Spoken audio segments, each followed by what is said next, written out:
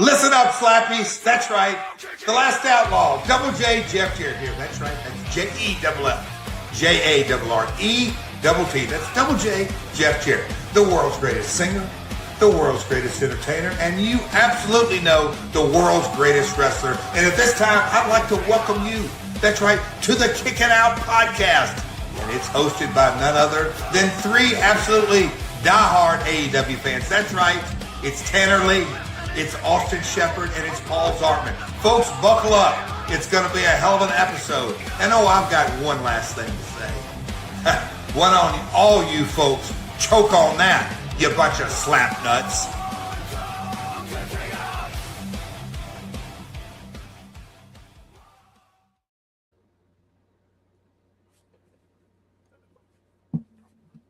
One, two, kicking out yet a brand new episode of the Kicking Out podcast. It is Sunday night. It's August 9th, 2026. We're just a few weeks away from AEW, all in London. I'm Tanner Lee, co-host Austin Shepard, main event Shep in the house. And Shep, no workhorse tonight. Yeah, I mean, here's my shock face. I think we're 21 days. 21 days, 3 weeks. 3 weeks to the nut. Let's go. I'm pumped. It's getting good. It's shaping up to be like I normally get excited about AEW pay-per-views. Okay, obviously it's what we do. But for some reason, this one's got a little bit of a buzz to me where like I'm like, let's go. Like, let's hurry this shit along. I'm ready for it now. Maybe a little bit has to do with the main event. Okay, we'll obviously talk about that later. But I'm ready. I'm ready for this thing to happen now. Ready to rock and roll. We got a couple weeks though to build the rest of the card. It's gonna be we're rolling, man. It's AEW's Mania season, if you will. But no workhorse today, but that's all right. That's all right. No Paul, because we do have two special guests joining us, two friends of mine that have had me over on the Turnbuckle Tavern. And that is Chad Smith and Chad Sneed. Fellas, what's going on? What's happening, man? It's nice to be on KOP. Yeah, man. It's a long time coming. Yeah, thanks for having us, dude. I'm stoked to be here with two fellow sickos. I mean, let's go, man. What's better than talking AEW? Yes, exactly. We have two fellow sickos with two fellow sickos in the house. Shep's got his hand up for some reason. I don't know. He said what's better than talking about AEW? I said making fun of the Fed. Oh, no. If you throw that out there, man, we're going to bite on that bone every time. We love burying the Fed. Yeah. I would say we're pretty professional Fed barriers. We love to do it. It's one of my probably the first 20 minutes of every episode is us finding something to bitch and moan about the Fed and TKO and that hot mess going on over there. Well, they put that on a silver platter for you every week. Oh, it's so easy. It's low hanging fruit for sure. There you go. I mean, I feel like I gotta play this then. Enjoying the show. Whole part of the show, man. Uncle Paul coming through. Hey, and let's just go right into it. How much bullshit is it that you have Dana White announce your next Royal Rumble location? Like, who gives a like? Don't get me wrong. If you're a UFC fan, good for you. Dana White has done a hell of a job with that company over the last 20 years. But what the hell does Dana White have any connection with a professional wrestling fan? None. Absolutely none.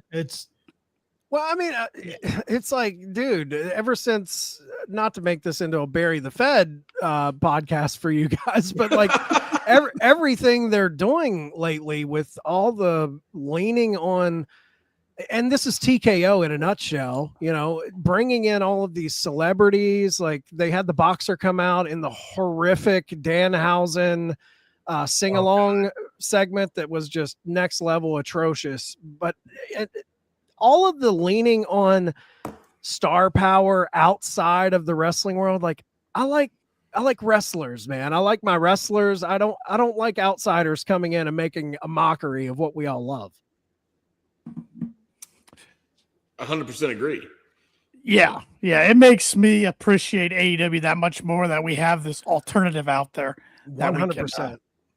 we can watch, because if we didn't, I don't know where my fandom would be. Let's put it that way. But we do. I'm right there with you, man.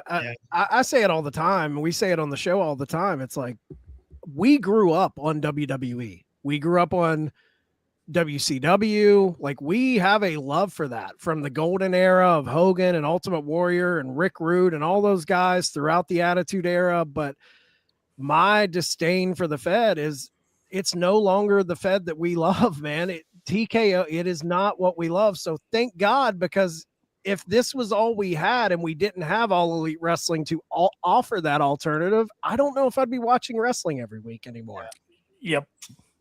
I mean, I 100% agree with you. I obviously was a diehard during the Attitude Era, the Monday Night Wars. And I'll be honest, I lean towards WCW during the Monday Night Wars. Same. You know, and then I honestly quit watching in the mid to early 2000s. And when AEW came around, I was already enjoying ROH. I was already enjoying this run that Cody was doing on the indies, plus ROH. It made me fall in love with New Japan. I started following New Japan and streaming New Japan out of nowhere, you know, and I hadn't watched wrestling in 10, 15 years. And then all of a sudden they obviously created this company. And it was just like, oh, I'm back.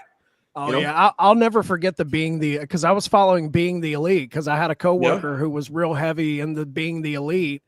And when they did that everybody remembers in AEW lore, that episode where they turned their phones around and it said Double or Nothing, and everyone's like, huh? And then Hangman's like, mine says something different.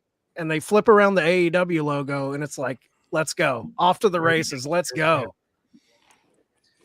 Yeah, for me, man, I was not in 2019, 2018.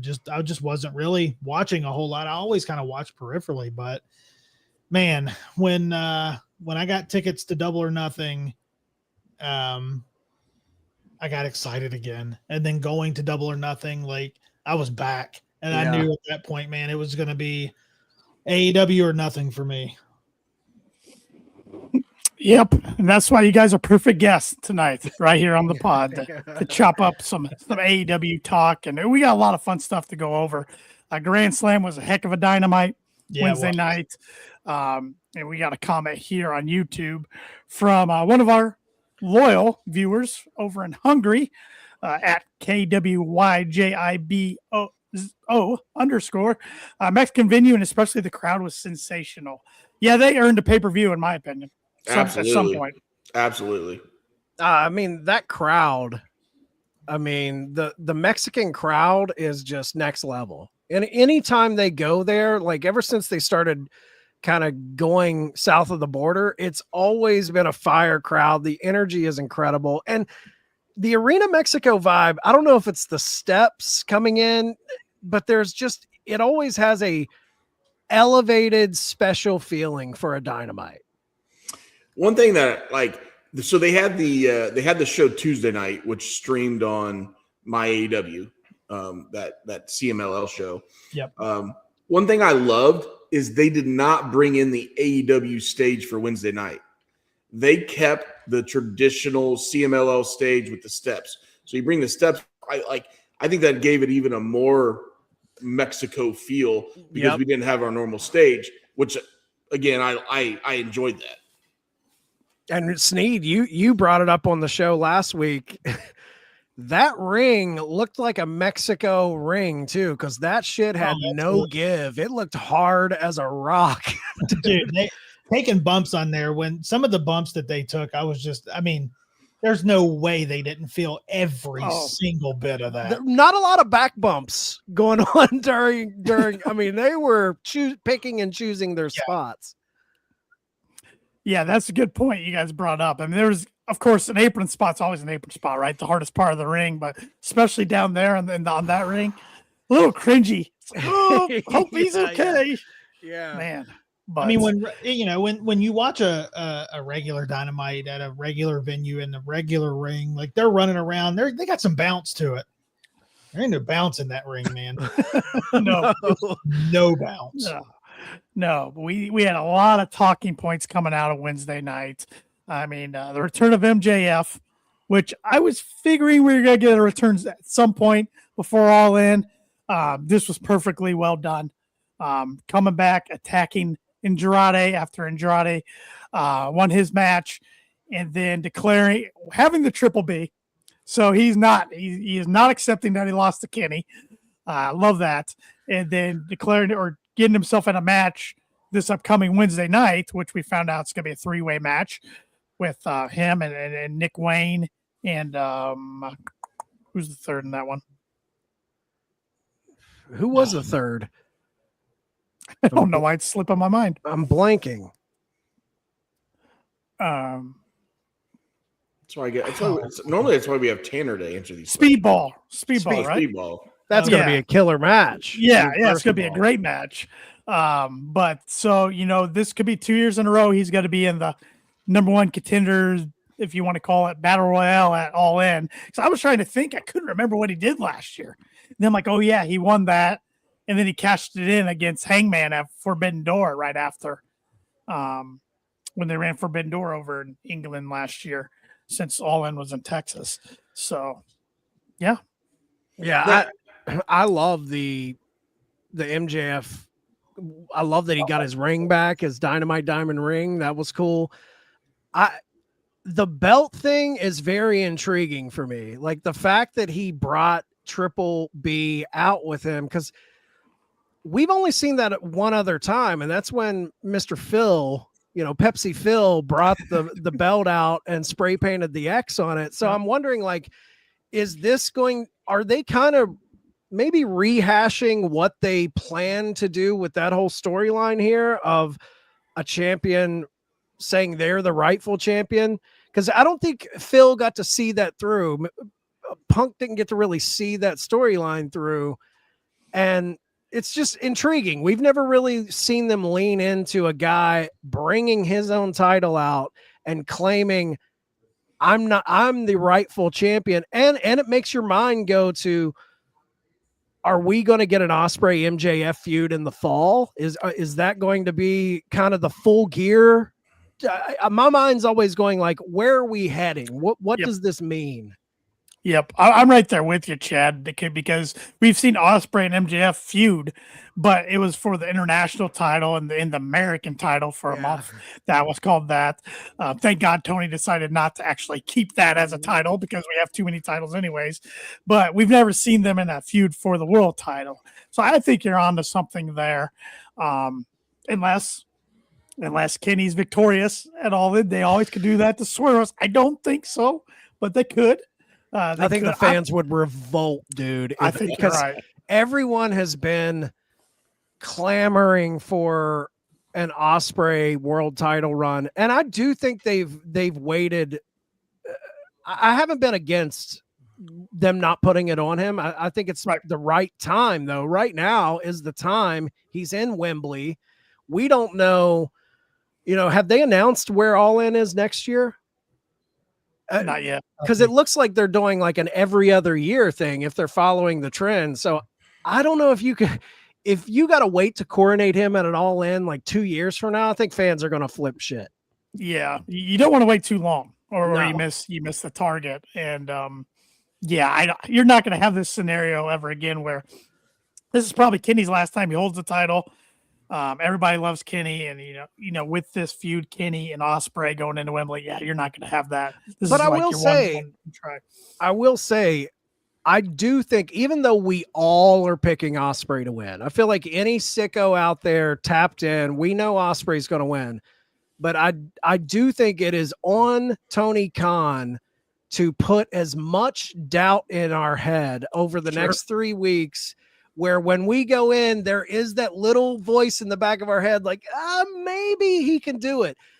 That is going to be the good booking. If they can make us give 30 to 40% of ourselves over to the fact that Kenny could retain, That's going to be good storytelling. I don't know what he can do to make us think that's going to happen, though.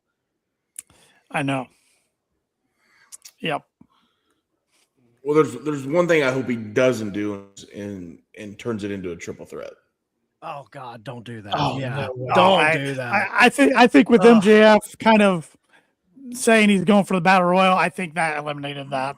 Yeah, I sure hope. I hope so. I hope so. Yeah. Because you know what we talk about, you know what we say about triple threats?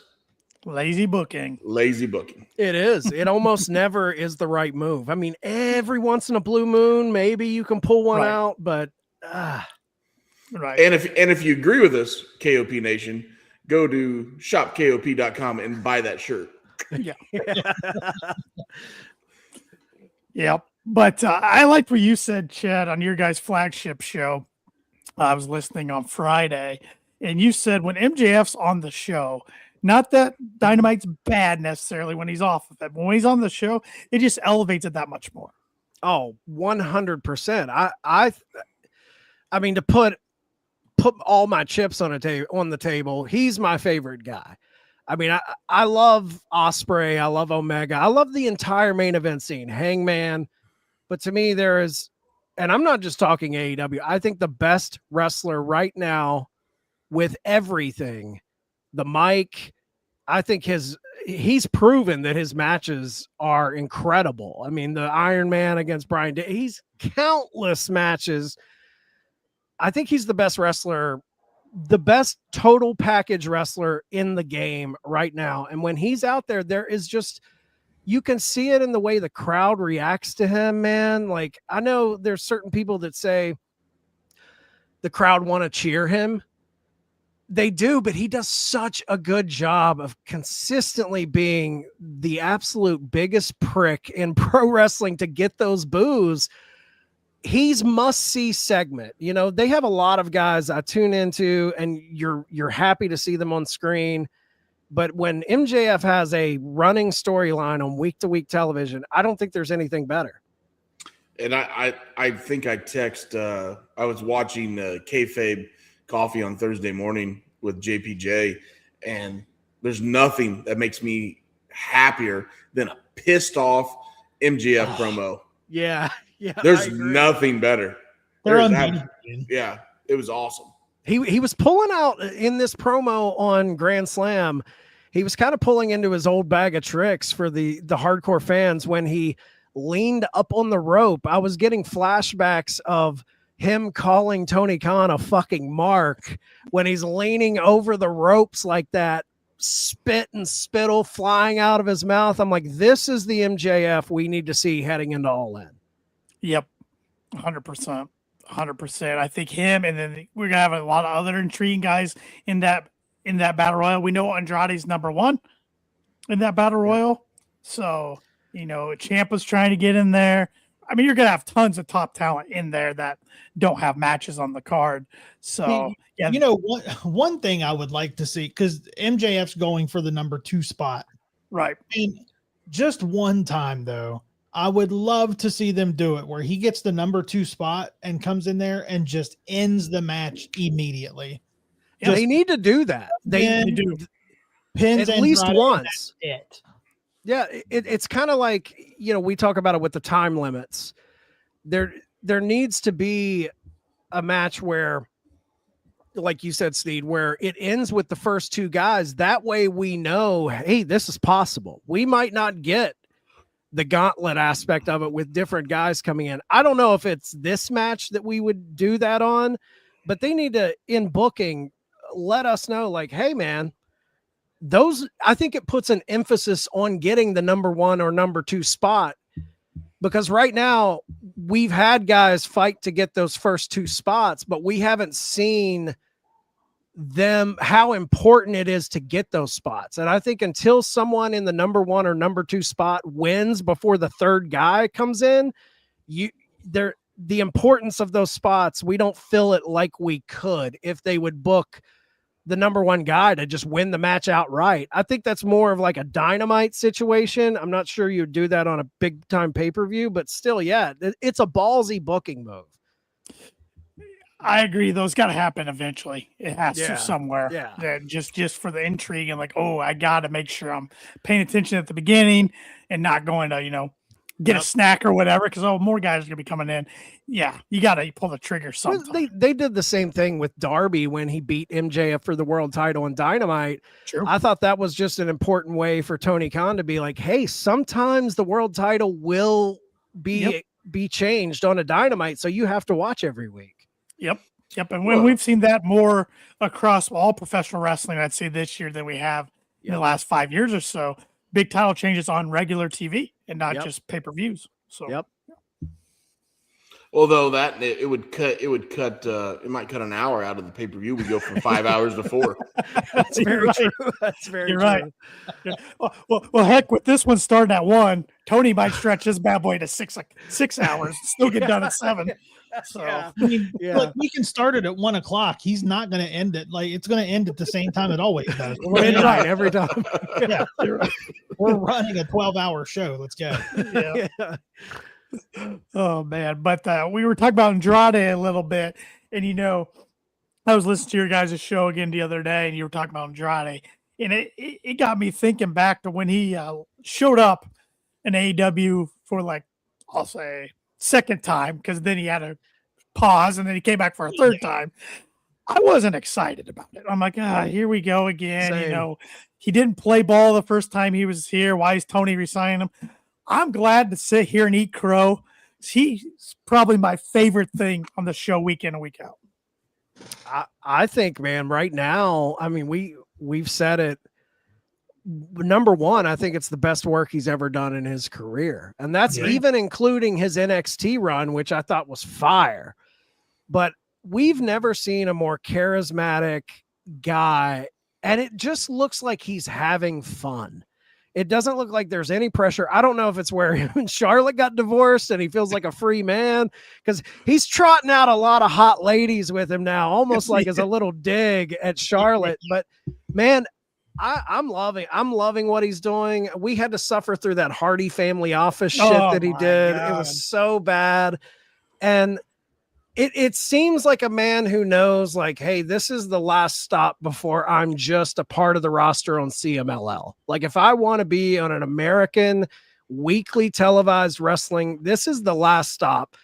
And I think a lot of those guys that went back to the Fed, they're having this wake up moment of maybe maybe the freedom over there, I didn't take advantage of that, because a lot of those dudes that took the mass exodus back, from the Miros to the Malachis, I don't know if it really panned out the way they envisioned it to. How you know? Yeah. Three words, go over. I 100% agree with you.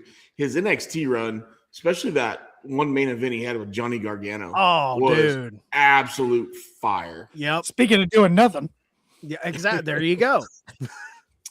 But like you said, he came over, had his run with AEW. Then obviously I feel like they took the money, probably a little bit more money. They went back, and then they were just lost in the mix. And the only reason they were lost in the mix is because where they came from. Let's be honest. They had endless bank accounts at TKO, and they said, hey, look, we'll take you back. We don't want you over there. And it worked out well for Andrade, but obviously, look at Tommy End, Malachi. Yep. He's shit out of luck. Yeah. I don't know what's going to happen with him, to be honest. I don't want to see him back in AEW. I don't either. I think he has to go out and prove himself first. Now, I don't want to see Malachi Black, but do you want to see Tommy End? Bald Tommy End? I mean, it's nothing in the character. I just, I saw that interview with MJF and Ariel Helwani, and when your top guy doesn't want him around, and in your locker room supposedly getting along better than it ever has, I don't think you want to mess with that. Well, unless he's like, I will play ball this time, I got nothing else. No, I don't know. But. Well, it's like, just to speak to what Shep's saying, do I want to see Tommy End or Malachi? 100%. I would love to see him over here. I was a huge Malachi guy. We had a commercial we would run on our show every week about Tony Khan burying House of Black. It's like, dude, put him in a major storyline. And now hindsight, I'm like, maybe Tony Khan wasn't the problem here. And MJF spoke to that in the Ariel interview. And I'm like, dude, I want you there if you kind of do the Andrade thing. Like, I'm here to be what you want me to be. I'm totally giving myself over to the booking, because we talked about this, I think, on maybe the last show, Sneed, where it's like, this guy has everything. The package, the look, the vibe, the entrance, the fans loved him. They had a specialized entrance in AEW that they made for him. I feel like they had a lot of things that they planned for him. Even, I don't know if you guys remember when they had that trios match with the Elite when they were doing the trios titles. And there was a moment in that match where it was just Malachi and Kenny Omega face to face. And it was almost like a little bit of a tease of like, do you fans, would you like to see this? And I feel like that was one of those things of Tony putting it out there to see how the crowd responded. And in my opinion, he did have big ideas. And I just don't think Malachi plays ball. And I think it's across both companies. If he would play ball, man, I think he could be such an incredible talent to have. Could you imagine him being a major storyline against Will Ospreay for the world title? Take an L, come in, eat an L, let Ospreay beat you. But the 6-week buildup to them facing off could be incredible. But it's like, Tony can't have faith in this guy because he's proven himself to be hard to deal with. Yeah, 100%. He would, I mean, his in-ring talent, you cannot complain about. It's incredible. But obviously there's more to it in this business. And if you, like you said, if you can't play ball, then there's a lot of things they can't deal with you. You know, move on to the next, you know. Hey, we have 50 guys here in AEW. We have 50 guys here in the Fed. You definitely are in the top 100, but if you can't get out of your own way, you know, go wrestle for GCW, go wrestle for Hog. We don't care. Yeah, I mean, at one point when they first brought him over, and you know, he came in, lights go out, lights come back on, he kicks Arn Anderson's head off. You know, I mean, we were so locked in on that, and I'm thinking, like, I know Tony Khan doesn't want to play the spooky stuff that much, but I'm sitting here thinking, like, dude, AEW has their Undertaker if they want to go that route. Like, talking about, you know, the Fed having 50 and AEW having 50, for my money, like, as far as just the package, House of Black and Malachi Black, that was a top 5 look. Like, fans gravitated towards the vibe and the tone and the look of those guys. And something was just lost in translation behind the scenes that I think has fans like us asking, what went on? Did Tony misbook them? Was it Malachi being difficult? And I think we'll always kind of have those discussions. Yeah, I couldn't agree more with what you guys were saying there. And speaking of House of Black a little bit, and we've been positive so far about everything in Grand Slam we've covered, but I'm going to bring something up that I think's going to be more of a negative spin. I know where you're going. I know where you're going. Because there was a former member of the House of Black that is got some new gold around his waist, and that's Trios gold, as Brody King, Bandito, and Hangman Adam Page are the new Trios champions after the demand. We're the Trios champions for 2-3 weeks. So we were hot shotting the belt yet again. Was it 7 days? I can't 7 days. 7 days. We're hot potatoing these titles so often, I could give 2 shits about them. And you bring back one of your biggest stars on a random collision, even though it was in his home state in Virginia, Hangman Adam Page. And then this is what we're doing with them. We're throwing them into trios with the tag team. So you got an established tag team with a big star, and we're just going to try to make it work. And now they won gold. I hate everything about it. I like all 3 guys. Hate this to no end. I hate it. Well, let's back up. Hold on. First of all, you know me, I'm not a Demand fan. I'm not a Ricochet fan. I think his voice is nails on a chalkboard to me. I've said that for years. In-ring work, amazing. Just shut the fuck up. But you took you made a comment there, Tanner. You've said this 2 weeks in a row. He's one of the biggest stars, and I'm not disagreeing with you, but can you put him in that category when he took himself out of the main event title picture for the rest of his life? So yes, I know we're making fun of him. We just threw him in here. Here's some gold because you can't have anything else. But he did that to himself. But it's not even that, Shep. For me, it's like he could have went after the TNT title. I'd been all right with that. But the trios? No, because hold on. We're using the TNT title. We're using that to elevate those guys to the main event picture. Right? Tell me, we've already talked about Fletcher. Fletcher's going to be main event soon. If not, yes. He already should be. So you can't put him in that because if you put the TNT title, that elevates these guys. We're putting that on the younger talent to elevate them. You can't elevate him because he can't go nowhere. But what do we do? Continental Cup. That's where he should have gone. Yeah. He should have been in the Continental Cup. That's a good pull. That would have been better than what they did. Yeah. Yeah. In the bad and the ugly, having trios titles. What horse shit, man. I'm so sick of these titles. Like, get rid of them. Like, dude, I hate them. They've never been used well since they came into the company. And I know you guys on your show the other day went over all the champions and the length of their reigns. I couldn't believe how many different teams have held these titles. Oh, it's insane. Well, the problem I have the most with the trios titles is they have enough teams under the Tony Khan banner. I'm going across ROH and AEW. They have enough tag teams and trios teams where they could totally have separate divisions where you never had to double dip and put tag teams in your trios and pull singles guys. They could have a kick-ass trio scene, tell stories in there and do phenomenal work, but they constantly pull in these guys like Hangman and even when they had Samoa Joe and the Ops in there when Joe was a champion at the time, I'm like, what are we doing? It really, like, the trios belts really just feel like kind of, I think it's Tony Khan sowing his New Japan oats a little bit because they do a lot of that in New Japan with the multi-team tag teams and stuff like that.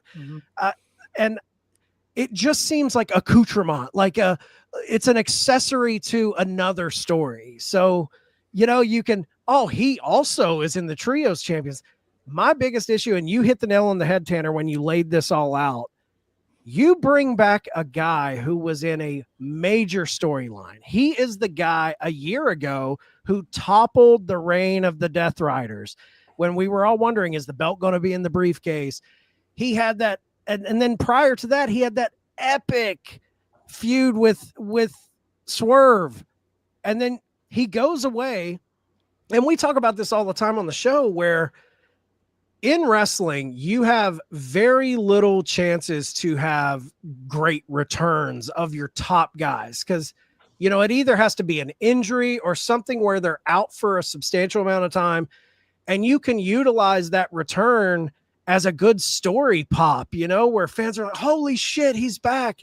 They trot him out. They get on social media and put a Hangman Returns graphic out for the following night's Collision. He comes out, he says what I thought was a pretty piss poor promo, and then he's gone for 2 more weeks, and then he comes back out kind of haphazardly, and now he's a trios champion. I'm like, you wasted his time away and his return to come and do this. Like, what are you doing, Tony? Get rid of these belts. Yep. If you would have told me last year after he defeated Moxley at All In that fast forward a year at All In and he was going to be in the trios title scene, I wouldn't believe. Is this what he's doing at All In? Is this what? Yeah, I assume it is. I mean, because we're 3 weeks till. Because if we're looking at just the way they brought him back and he comes out on Collision, he gives that promo where he's talking about, I'm going to go after all the other titles, right? I'm thinking like, damn, a Cal Fletcher match for the international would be Yes. pretty sweet, you know, Yes. or even him and Kevin Knight, like that would be a fun match. You throw him in this, Yep. I don't know. I always say like they have something ready made on a platter for Hangman that would be so badass and the fans would gravitate towards it so much. But I always say I don't think Tony Khan has the balls for these type of stories. The story to me is the journey back to him getting the right to challenge for that title again. And it doesn't even necessarily have to be he wants it. I always said, like, once they took that away from him, like they did with Cody, which I thought was a mistake back in the day. Mhm. But now that they did it again with Hangman, like you cannot have him live to that stipulation. The thing you have to with AEW, like stips usually stand. It's not like the Fed where they'll throw a stip out and break it the next week. So you have to make it make sense for the AEW sickos to buy in. But the way I always saw it after that, it's like, dude, you have to put him in feuds with top guys where it's the fans that are begging him, please go after the right to be able to challenge for a world title again. Almost like a Bryan Danielson, the Daniel Bryan yes movement, where it's like you get this undeniable fan support where everyone from a fan perspective is begging him, please try and get your right to challenge again. And then put the stip on the line against an MJF where he wins the right to challenge again. He is, up until this return, I do think Hangman is like a main character in the company. But if you keep him on this track of never being able to challenge, it's going to hurt him long term. So let me, and I think this is maybe Tony Khan's downfall, because I'm guessing this was a idea pitched to him from Hangman. Because in Tony's mind, you're like, why would you want to get this guy out of the main event spotlight? But maybe that's a little bit of his downfall, because the freedom he gives these guys. It's true. And Hangman pitched it, and Tony Khan's like, hey, look, if that's what you want to do, let's rock and roll. And it took one of his top five stars out of the world title picture. I mean, it's like, look at Omega, Omega not having that belt for, what was it, 5 years? Like he was out for, he didn't have that world title for a long time. One of the top guys in the business as far as bell to bell. I think you're onto something, Shep, because I think he gives a little too much freedom to these guys sometimes, and then he has to stick to these stips that are created. But if you take this, like say 10 years into the future, it's going to hurt his legacy. He should be a multi-time. The way I see it, MJF and him are trading this world title several times. They are the guys, and Ospreay, obviously. Sean Martin here on YouTube says Hangman supposedly has a pinched nerve in his neck. If that is true, having two partners that can handle 2/3 of the match seems like the right way to use him right now. If that is true, and I'm Tony Khan, I let him rest. I don't bring him back. I'm like, dude, sit on the shelf, rest up, and when you're 100%, then come back. Don't come back too soon with a pinched nerve. Yeah. Not for the trios titles. No. Heyman's got to be what, his early 30s? Yeah, I think he's like 33, 34, somewhere in there. Yeah. He's got a long way to go. Yeah. Long way to go. Yeah, I could care less about these trios titles. That's where I'm at with these, and unfortunately on the women's side, that's where I'm at with the tag belts. Yeah, same. I've hated the booking with those. So, and what's like the Brawling Birds? I mean, they heated them up with all these cool vignettes, and we were kind of pumped to see them. And then they had a couple squash matches, and then they started doing singles matches, and I'm like, and now they're coming back, and I think it's a foregone conclusion they're going to take those titles at Wembley. But yeah, I'm with you, man. The same issue they have with the tag titles is the same issue they have with the trios titles. Is They have the talent to create a tag division, but they keep double dipping and pulling people into singles matches. I'm like, dude, just lock in with who's your tag teams, who's your singles competitors, and stop double dipping. Yep. Double dip's never good. Never good. Like double champions are never good. Oh, I mean, I hate those too. Yep. You get too many intertwined storylines, and it takes away from titles. And yeah, that's one thing I wish Tony would tighten the screws up on. But that's a huge flaw of his, in my opinion, is the booking of those divisions. Did any of you guys, since we're talking about women's tag team, did any of you guys catch Joey Janela's 20-year anniversary on GCW on Thursday? I did not. No. So he closed the show. Obviously, he's working with Megan Bain in the main event, his girlfriend. And when it was all said and done, he cut a promo saying that only is she the best female wrestler out there, if Tony Khan would let her work with males, she would be one of the top overall talents. And I know he's trying to put her over because he's trying to get a little snooky later on in the night. Yeah. But I was kind of taken back. And not that I enjoy GCW because of some of the comedy they do, some of the hardcore stuff they do. I'm not a big gory guy, but to do a show and then let this guy have the mic and him say that kind of stuff, I was really taken back. And I enjoyed Joey Janela. I think he's nuts. But for him to say if Tony Khan would let her work with male talent, nobody wants to see that. No. Even if it's true, even if it's true, I don't want to see that. I don't want to muddy up the waters. Exactly. Ugh. And I know in GCW they do a lot of male and versus female talent, and that works for them. It has their niche audience.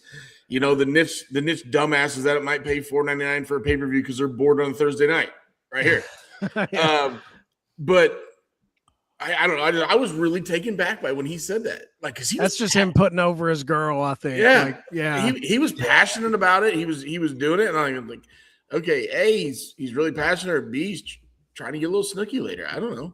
I will say though, like, I am very, very high on Megan Bain. I don't think she's even scratched the surface of what she's capable of in AEW.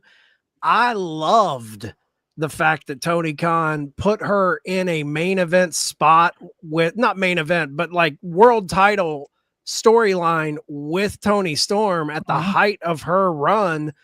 I love that. It did kind of bum me out because I thought, holy shit, now we have a big bad heel in the women's division that we can lean on. And the fact that they've kind of like, it feels like a downgrade that they've put her down into the tag scene, because I think she should be mixing it up with all of the women in the top, the Mercedes. Like, I want to see Megan Bain Mercedes. I want to see all of that right now. I think the only reason you haven't seen that, and obviously it's not her in-ring work, it's because I don't think she can talk. That's it. That's it. She suffers there a little bit. Yeah. Got a good question and comment here from Westagen on YouTube. How do you feel about Darby versus Kevin Knight at All In? On one hand, I feel like it seems obvious that Darby is winning. On the other hand, Knight could retain and Speedball wins at All Out. And he continues it just to beef up the All Out card, but it helps combat the Worlds Collide show, which is going to be on the same day, 15 minutes away from where they're at. Plus, CM Punk is more than likely going to be there. It's not officially announced yet that Darby's going to be against Kevin Knight, but you're probably right. Kevin Knight does defend the TNT title this upcoming Wednesday on Dynamite against Chris Jericho. That was announced last night on Collision, so kind of interesting there.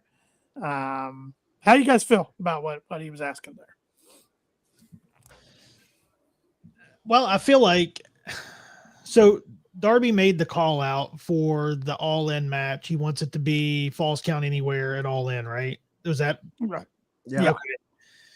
Yeah. I mean, I think of course it's going to be an absolute banger match. I mean, Falls Count anywhere at Wembley with Darby, it's going to be insane. I don't know who wins that though. Right now, I don't know who wins that. and it has the speedball feud. I know Tony can heat up an old history quicker than anyone for a feud. And I don't think the speedball Kevin Knight, I don't think they've touched what they should have done. I think that should have been, Darby kind of muddied that up when he came into the Kevin Knight scene. But I mean, the match of Kevin Knight and Darby at All In, that is a mid-card match on a pay-per-view like that you definitely, all your eyes will be on it. I don't know if I would want to see has the Speedball beating Kevin Knight for that title left the station? It feels a little cold for me right now for him to come in a couple weeks later at All Out and take the title. Like, you would need to do a little more with them storyline wise for me to buy in that that's who I want to see taken off of him. I agree. I think that match at All In will be just high spots everywhere. Yep. If it's not Darby doing something stupid that we're used to Darby doing, it's Kevin Knight using his athleticism to trump him on a high spot. Actually, that might be one of those middle of the card matches that could almost steal the show. Yeah, oh, definitely. For sure. Yeah. And I think it's what I don't know what you guys think about this, but there's a push right now, obviously, of Kyle Fletcher and Kevin Knight are kind of like being coronated for the next main event guys. When I think Kyle Fletcher should enter that scene quicker than Kevin Knight. Agreed. I think we have all the time in the world with Kevin Knight. There's enough guys in that main event scene. I don't like him injecting himself in world title shots and shit. I'm kind of over that. I would like him to retain against Darby. I think it helps him as a heel. He still needs to find his voice a little bit. I think being with Don Callis is beneficial to him. I hope they don't try and get him kicked out of Callis family. I think I would just like to see him ride with that TNT title, be a despicable heel, have Don do a lot of the heavy lifting, give him opportunities to do kind of guest commentary. The best he ever talked was when they're giving him those moments on commentary to just kind of chime in.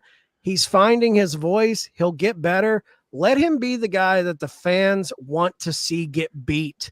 Like, don't do a quick title change. Let him run with that TNT title for a minute and get that heat that kind of Moxley had when he was the world champion.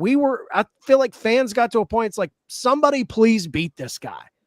I want to feel that with Kevin Knight. Yeah, I'm right there with you. And I don't need Darby being the TNT champ after he was just the world champ earlier this year. Yeah. I don't need that. You talk about the best thing he was doing on commentary. I agree with that. Then I look at the female side, and I might be a little bit bitter here because I think it cost me the KOP kicking out championship. But I was really shocked when Tekla took the women's title, and I was, her backstage vignettes when she first got the title, I felt like she was reading them off a teleprompter, and she might have been. And then she struggled in the ring, but all of a sudden, at the end of her run, they were putting her on commentary, and she was absolute gold. Yep. Absolute gold. She was trending, in my opinion, and really running with it. And then they took the fucking belt off of her, and it cost me the title. But, might be a little bit bitter in the long run, but. I'm bitter there, too, man. Like, I hate this Willow situation going on in the company right now. I have so many problems with that. And I think we all agree she's dropping it at Wembley. And Mercedes is going to walk out of there as the champ. So. And it makes no sense to me because the story that you had on your plate was Mercedes she couldn't win that belt. She's won every belt, but the big belt she couldn't win. That was the story that we were being fed with Mercedes, with her stuff with Tony Storm, all of that. So you have a woman who found her voice, and I thought she became very entertaining in Tekla, and she's being kind of dominant. Tony's gone, so they kind of thrust this responsibility on her, and I thought she stepped up to the plate, and she became one of those bad guys that you want to see beaten. And I know it's a tricky spot to be in because Mercedes is a heel, Tekla's a heel, but I thought they could have navigated that, and it would be so much more impressive for her to win her first world title over a woman who had held that belt a while, instead of having her drop it to Willow. Willow's going to have like a 30-day plus reign, and then she drops it. I hated that. And the way they've, Willow went down with an injury, and then they create this tournament for her TBS title. The tournament doesn't even end before she comes back, before that tournament even ends, and enters the world title and wins it. I'm like, what are we doing? This is a clusterfuck. And the lady who won the title in the tournament has already dropped it. Exactly. Right. It's just a mess. Just It's a complete mess. mess. Yep.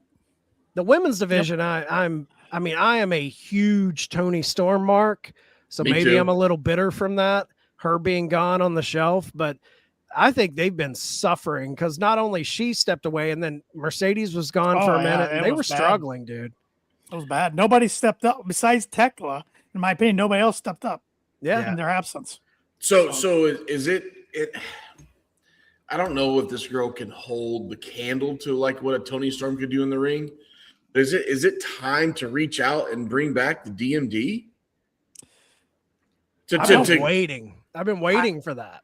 And Paul wanted me to ask this since he wasn't going to be on. Who's I Paul? gotta find- the workhorse, the so-called workhorse of the podcast. Yeah, all I see is this picture up in my left corner, and there's some big old goofy guy standing between you and I and the logo. Is that Paul? Oh, no, it's not. Okay. But Wow, I didn't know you could take him out of there like that. That's awesome. That's hilarious. That was good. I'll hear about that one later, but that's all good. He wanted me to ask with the upcoming Rebel show, the Rebel's Heart show. I think it's on September 9th, something like that. September 9th, I think. Yeah, I think so.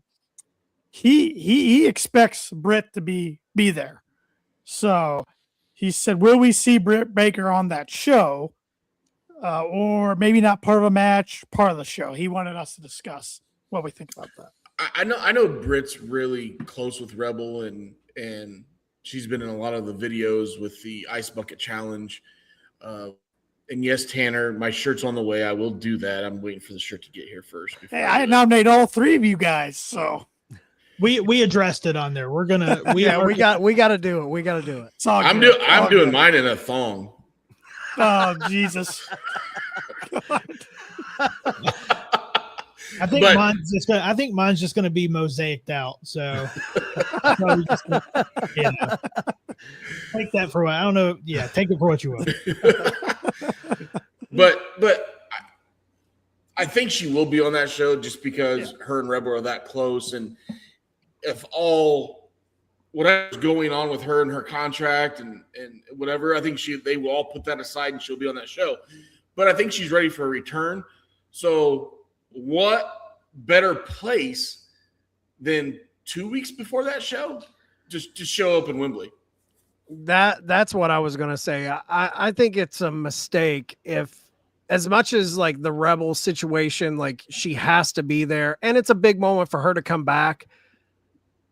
I want to see her come back before that. There's something that doesn't sit right with me if she just comes for that, because then it's like, then we're still kind of wondering, like, does she just come back for that? Or is she back with the company full time? Like, I think a big DMD return at All In, get her back on the show in a big, big way at the biggest show of the year. And then she's there so she can come out and be a proper addition to the Rebel Heart.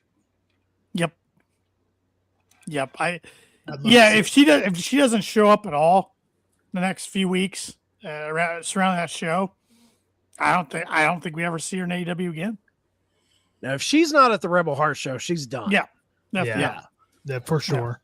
Yeah, then I'm gonna have to find a new dentist. Yeah. Mama Wayne gets kind of pissed when I go to the dentist all the time.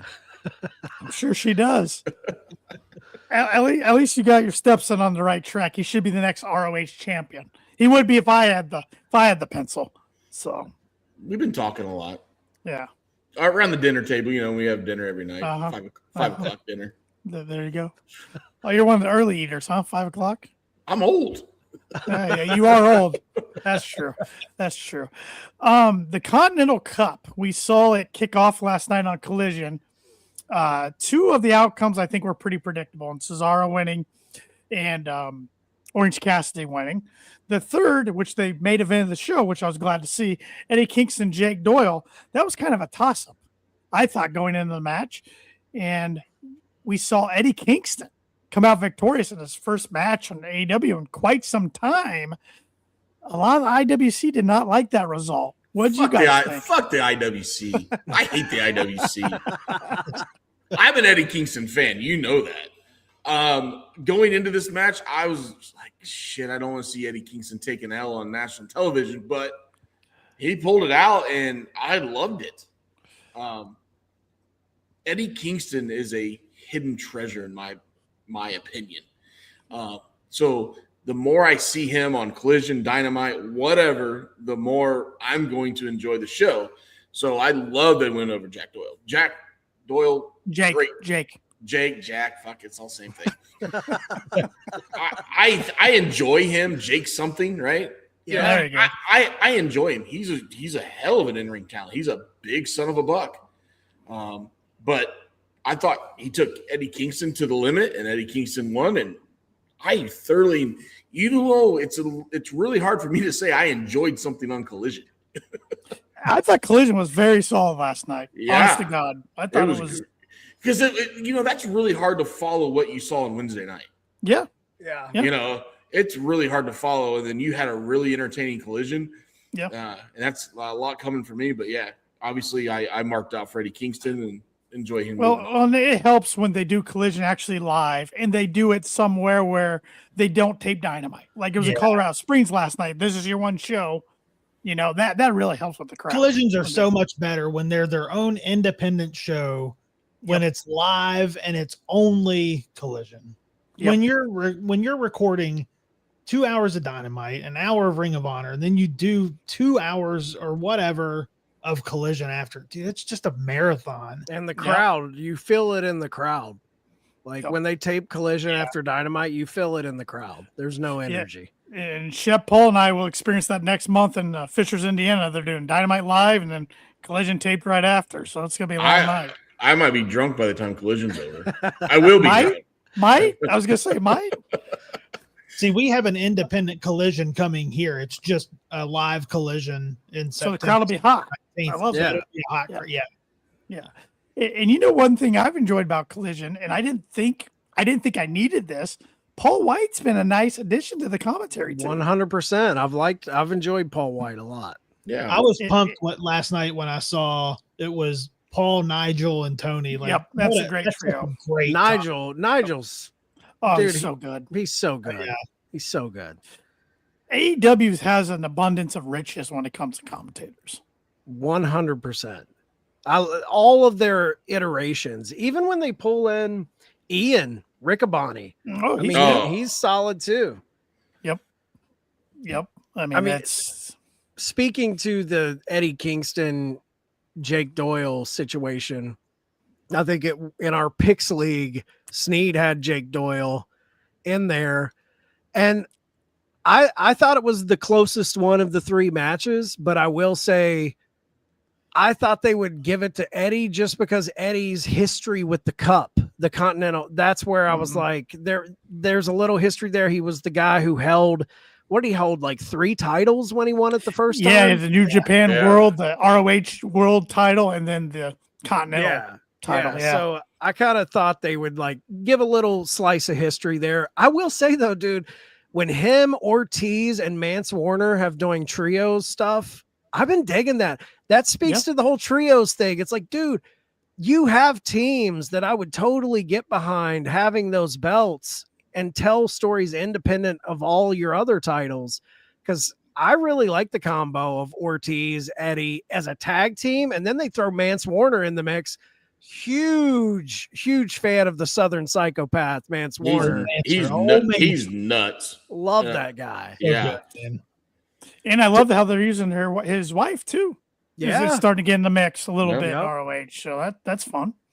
To be So- fair, I think one of the only reasons I picked Jake was to gain 2 points. I honestly thought Kingston was going to win, but it was a tactic to gain 2 points. But Yeah. I mean, You got to do what you got to do, man. Gotta take those chances. Yeah. Yep. Let's see. We got a comment here about the women's division. One thing about Mercedes and Willow is that, injury aside, someone who's going to have a month-long reign. It makes me wonder, if Willow won the Owen and then won the title, would she have vacated the TBS?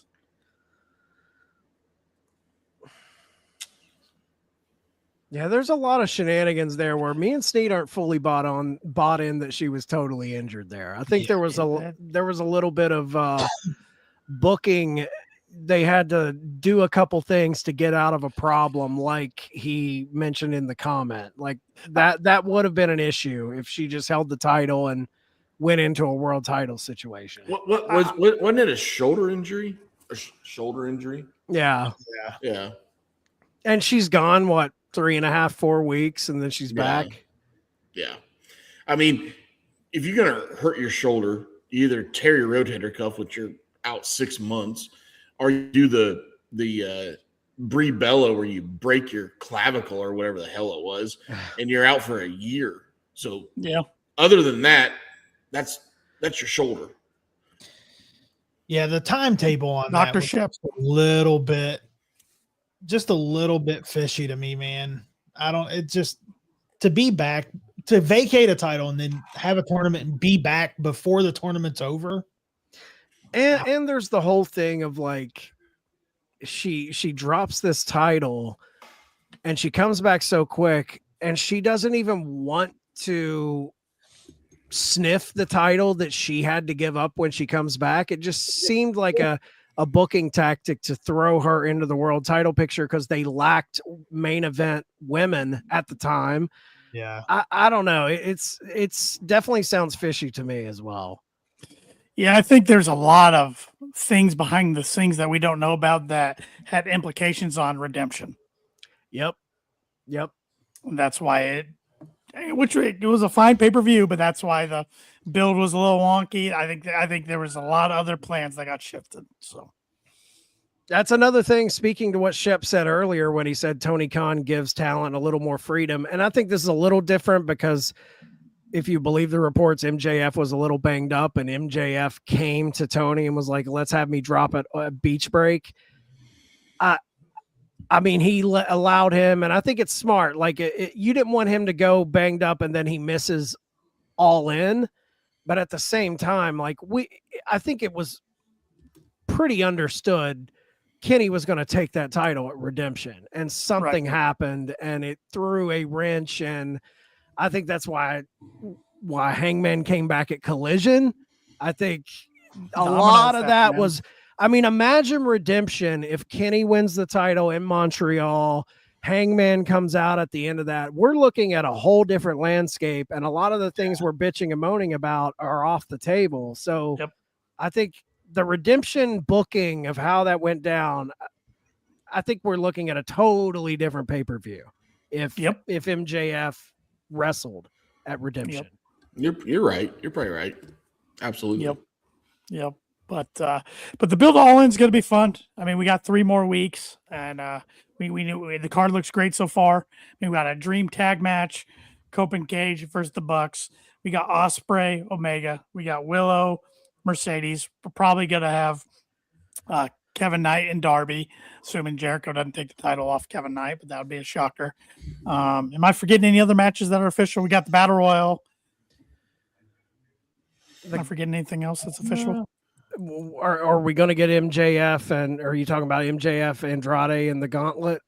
Yeah, Battle Royal, the Gauntlet, What I got a quick question for you guys because I'm interested to hear your thoughts on this.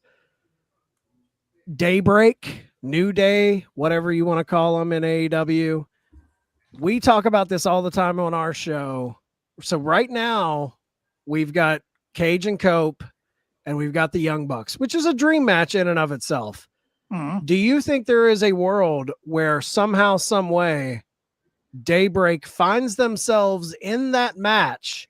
And do you think if that is the case, will that happen prior to All In to set it up? Or is it kind of the Hardys at Mania 33 when New Day comes out and says there's another team injecting themselves into this match and the Hardys walk out? Could we see like a massive, shocking surprise angle?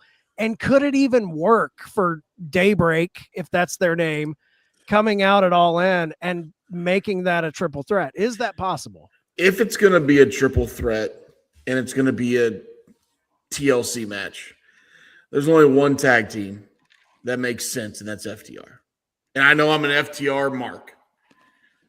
But I am too. FTR, Cajun Cope, and the Bucks is honestly gotta be on FTR's bucket list. He's taking a break right now. I know he's posting all this shit about his tequila, which I still have not done the tequila tasting yet, Tanner. I was going to ask if you opened it yet. No, it's still sealed. It's Okay. It's over there. But anyways, we got to do the tasting next week. But it's got to be them. It's got to be. Now, would I love the New Day to come in? Absolutely. But I don't think they fit in that just yet. I want the New Day to come in and wrestle Motor City Machine Guns. I want those guys to go at each other because they were together but never had a feud. You know, two legendary tag teams. They were together and asses just let them go, right? See, I want to see Motor City Machine Guns against FTR, and I want to see Daybreak or whatever they call themselves. I think we're going to get just Cope and Cage versus the Bucks, but I think Daybreak, if that's what they're going to call themselves, it still sounds weird to me, but it's all right. I think they make their debut at All In probably after the match, though. I don't know. Why don't you want FTR in there? Hater. I'm not an FTR. I think that match is there, though. I think that's a match you could pull out at Wrestle Dream, because I do think a TLC match with FTR, Cage and Cope, and Bucks, that has to happen before the year is out. For sure. I'm not being rude, but there's only one or two TLC matches left in Cage and Cope's career. 100%. One. I wouldn't say there's not two. There's one. One, yeah. So why not have it on your biggest stage? Yeah, well, that's I true. remember I was trying to say make it like 5 teams if you're going to do it at one time and just make it incredible. But I'm not convinced in the next 3 weeks we don't see, because Motor City Machine Guns, I mean, they debuted on Collision. They're kind of making it their home, and that is the home of FTR. Yep. And I wouldn't be shocked if in the next 3 weeks FTR comes out and attacks them, and we get Motor City and FTR at All In. I wouldn't be shocked by that. Take my money. Yep. I'd be okay with that as well. Yep. What do you think, Sneed? You've booked. Me and you've kind of talked about this with Daybreak coming out. You think they can just come out at All In, right? I'm still kind of on the fence with this shit. I mean, I think they could. I think it's just for the pop, though. Like, I honestly think that they would get a major pop if they just showed up and were interjected into this match. It would be huge. I just think, on that stage with those, because arguably they're the absolute hottest free agents that's out there right now. I mean, it's pretty much a guarantee we're getting them in AEW. I think we all know that's going to happen. Yeah. And I just keep thinking back to them bringing out the Hardys at Mania and the pop that got. And like, I think we even talked about it on the show where, something happens where they make it a triple threat, but FTR comes out and FTR says, the crowd's hot and like pops for FTR, but FTR is like, it's not us. Yeah. And then they bring out Daybreak. I know Austin Creed is one of the names. What's Kofi's? I think it's just Kofi, I believe. Kofi. He'll just go by Kofi. Yeah. Okay. What question? If that were to happen, and Daybreak was to just somehow either by their own choice or Tony Khan makes an announcement through Shivani or whatever happens, and they find themselves in a triple threat match at All In. Say they just hotshot this shit and throw the belts on Daybreak in their debut. Would you guys be upset? How would the sickos respond to that? I'd understand it from a business move because these guys are going to draw eyeballs and they're going to bring AW new fans. They're that popular in the wrestling world. And I think the AW sickos would be more accepting of it now that we've seen that happen when Ciampa came in with the TNT title. Yep. If that hadn't happened, maybe then they kind of, their heads explode. But I think these two guys are so universally liked by fans across the board. I think a lot of sickos wouldn't have a problem with it. I wouldn't have a problem with it. You know, I agree with that, but I'll play devil's advocate. Fair. You bring them in and do that, they're going to sell a shit ton of merch. You're doing it for a business standpoint. Yep. But you look at a sicko that wants to hear the storyline and everything, and you're like, wait a minute. You know, you built FTR, you built the Bucks, you built Cage and Cope, and all of a sudden, all this feud you build up, you just throw the shit out the window. You know, are you doing it for a quick buck? Absolutely, because it's a business. We got to make money. I would say, not my first choice. I don't hate it, but not my first choice. I get that too. Yeah, I totally get that. Sure. But I do think there's something like you bring them in. And a big question too is like how we're not going to hear them talk at All In if they come out there. Like how do they respond? Are they heels? Are they the outsiders that come in and say, hey, we took your belts? I mean, if that leads into a Young Bucks Daybreak feud heading into All Out or Wrestle Dream or Full Gear, whatever, and you've got Motor City and FTR in the mix too with Cage and Cope. I mean, there is a lot of feuds and storylines within that collection of tag teams that could carry you into next year's All In if done correctly. Like, whew. And I know you talked about the Hardy Pop earlier, which was maybe one of the greatest pops of all time. We don't know what the new Daybreak music's going to be. So this music could play and everybody's going like, what the hell is this? And I know once Kofi and Creed walk through the curtain, and okay, yeah, now we get it, we can cheer. But I mean, the pop starts when the music hits. And when the graphic comes up like Motor City Machine Guns in Detroit, because everybody's like, "What the hell's this?" And then it popped up. What if they pull a Powerhouse Hobbs and have New Day come up on the Contron, as we like to call it, and then it shatters into Daybreak? People would lose their minds. Yeah. I thought the same thing when you said that. Yeah, that worked though. Yeah. It did work. Yeah. One of the few things that works over there. Yeah. Not many. It's just what they do what they do. What they do. It's all part of the show. Just watch the show. You enjoying the show, man? He makes it too easy. Yeah. He makes it too easy. It's a new era. It's a new era. But we are on the road to All In. It's going to be a fun next 3 weeks. Yeah. Can't wait. And once again, we want to thank you guys for joining us tonight, fellas. Sneed and Chet from the Turnbuckle Tavern. And let everybody know. And we'll do this again for sure. Maybe when the Workhorse is available, we can have a 5-man show. Maybe we'll make it 6-man. Maybe Hawk comes on. Yeah. Except we like to keep him locked away. That's fair. That's fair. That's fair.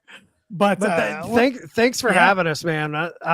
I love the show. I listen every week. I look forward to hearing your guys' banter on AEW, and I find myself like more often than not agreeing with everything you guys. Sometimes I'm like, we share the same brain, and it makes me feel better because sometimes I feel like I get down on the company with like the trios titles, and then I come and I listen to you guys, and you're complaining about the same things we complain about, and you're showering praise on the same thing. So You guys are kind of our brothers from another in the AEW sicko world.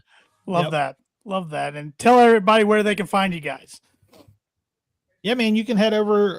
We have our Patreon. It's patreon.com/The Turnbuckle Tavern. You can join us. It's $2.99 a month. You get all the videos, and then you get access to our private Facebook group where you can join the Picks League. We have the Picks League going on right now where Tanner is absolutely just running away with it. Yeah, he's whipping all of Hear our that, asses Ship? right now. You hear that, Ship? Yeah, he's I don't have the book they call Face, so sorry. well, I think Chad didn't have it either. I think he just got it for the I made a fake account just to get it. So patreon.com/The Turnbuckle Tavern. You can get prowrestlingtees.com/tavern.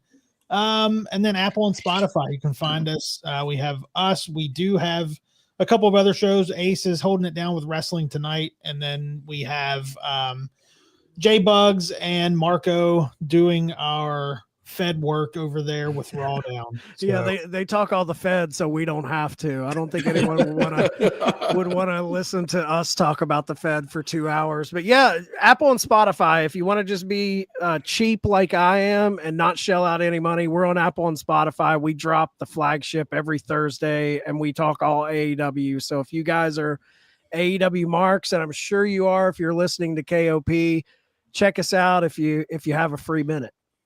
And Chad, let all the movie buffs know where they can find your movie pod.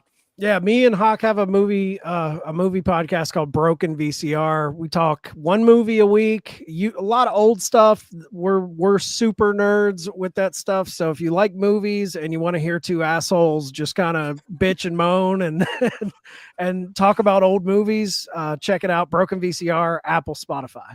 So when you say old movies, we talking like 90s, 80s, or even older? All the above, man. 60s, Okay. 70s, 80s, 90s. We do new movies too. Like we went and saw Ice Cream Man, and we get on, and anything we go to the theater, we'll drop a bonus episode. But anything from 90s, 80s, 70s, 60s, all the above. All right, I gotta ask, what's your favorite movie of all time? Man, that's a tough one, dude. It changes all the time. I love Pulp Fiction. I love Goodfellas, Shawshank Redemption, all the ones that normal people would talk about. But I would say knee jerk, probably Pulp Fiction. Love Pulp Fiction. Okay, I'm a big Casino fan. I love Casino. Love Casino, dude. Love So Casino. good. Anything Scorsese, I'm a fan of. There you go. There you go. Hard to go wrong with that. And Ship, I'm going to let you do the outro this week since we're Oh, Jesus. You just want me to fuck it up again, don't you? God. You got this. God damn it. All right. Everybody, thanks for listening tonight. If you want some merch, go to kickingoutshop.com. Get your main event Shep shirt. Get your KOP shirt Tanner's wearing over there. And then that dumbass has a Mountain Dew shirt. What's his name? Paul? Yeah, he's got a shirt too. But yeah, follow me on all two social medias, X and Instagram at the Shep27. Follow Tanner at Tanner921. Tanner Lee 92, but close enough. Jesus Christ, I don't know. God, it's your fault. Yeah, that's why I enjoy listening to you do this. Yeah, I know. Hey, thanks for everybody listening. Follow those guys, Chad and Sneed at Buckle Tavern, Main Event Wrestling Network we're a part of. Ton of good content over at Main Event, whether you like the Fed or you like AEW like us, or even if you like them indies, go over there to Main Event Wrestling Network. They have it all. For Chad, for Sneed, for Tanner, I am the Main Event Shep, and we will kick out another podcast. This is where I say goodbye and good night. Bang!